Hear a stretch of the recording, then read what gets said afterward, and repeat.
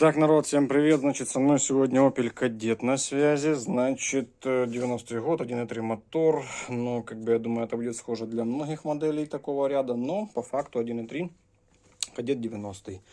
Значит, что? По мотору трогать пока не будем. Хочу показать суть проблемы. Но я уже поднял чехол, чтобы посмотреть. Смотрите, рукоятка КПП. Нейтралка.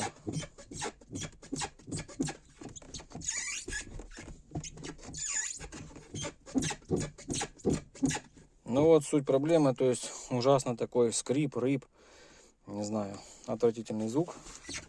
Смотрите, если посмотреть сюда, уже смазки напхнули более чем, прям мега смазки, и все равно оно скрипит. Значит, нырнем сейчас под низ. Под низом, смотрите, идем от подушки задней, идем по этой рукоятке КПП, вот наша тяга.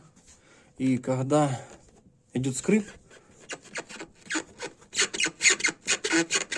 ну вот он здесь есть, я вижу здесь подранный, короче, пыльник, стопудово, скорее всего из-за этого вот попадала влага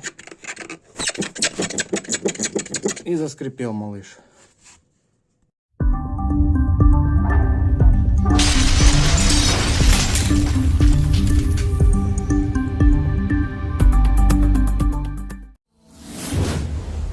Подписывайся на мой канал, самое интересное как всегда впереди.